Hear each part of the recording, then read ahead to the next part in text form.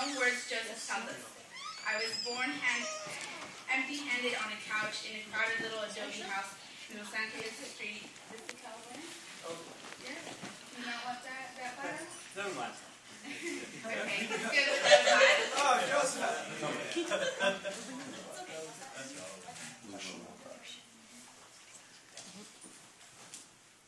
The couch had an orange and brown floral pattern. It was an ugly couch. The Santa Anas were blowing. It was probably sweaty as well.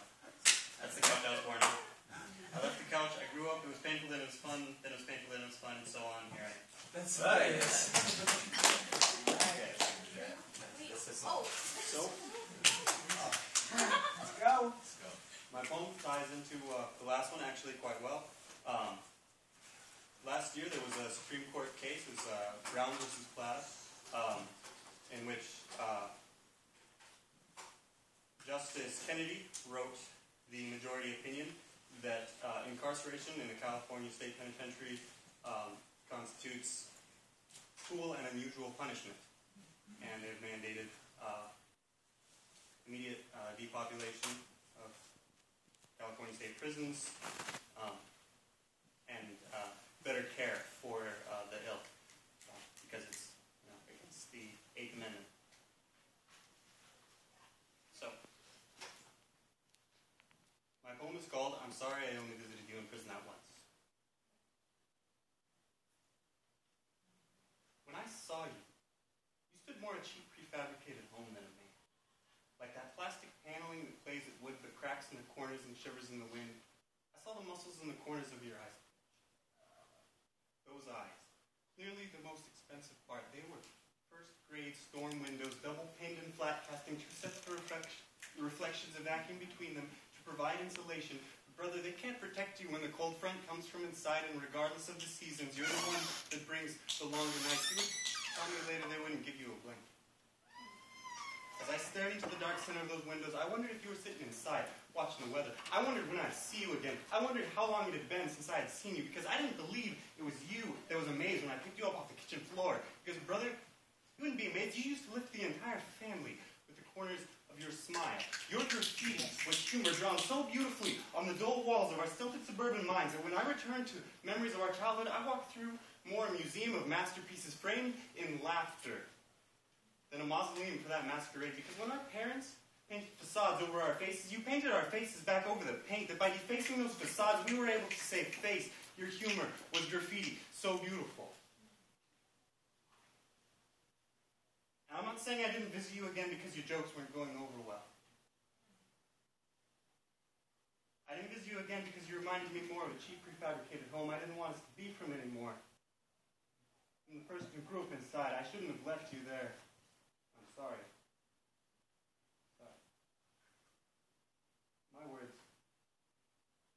I spoke dandelions growing in the dirt that had gathered in the corners of a culvert. But we used to have a garden. We used to be a garden. Born already buried under our parents' dirt, we rose daily, competing for the limited light of mind that shone from above. Brother, keep rising. Rise above the drugs, the dumb order of friends, the violent procession into adulthood, institutionalization, medication, alienation. I've killed the snake in my gut to rob the nest in my throat before the world can take flight. To break the horizon like crows in the evening silence, I rise above this evening silence. I can speak now. I can speak now. I feel homeless. Where are you?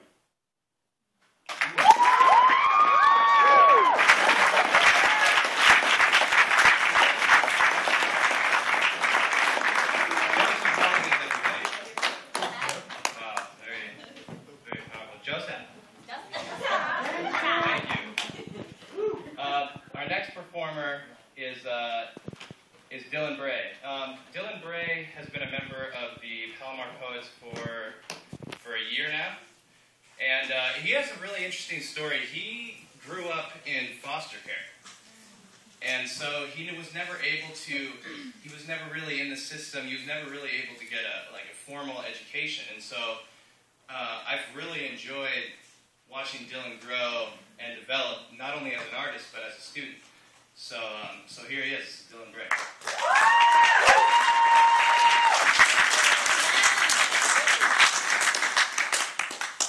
Well, now you guys know my name, obviously.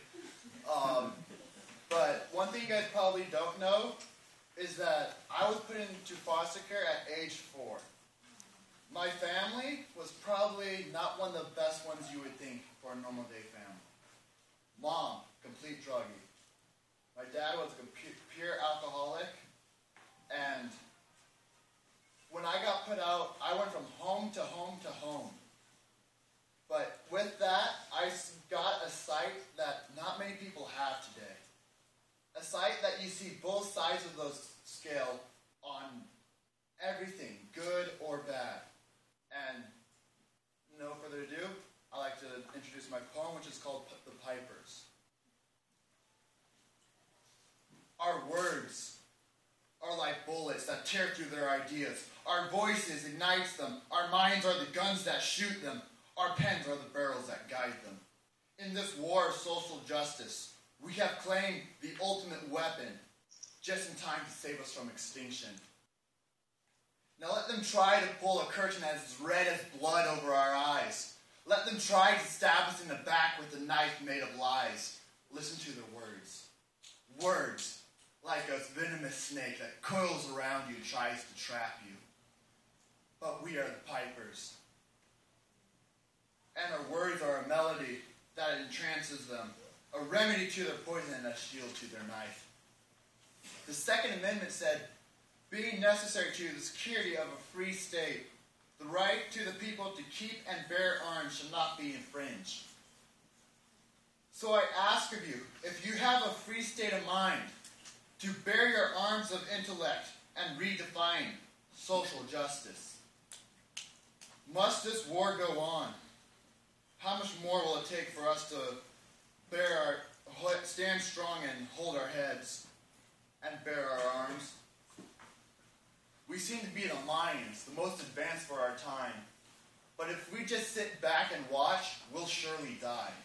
But once again, we have claimed the ultimate weapon, and that, my friend, is our minds.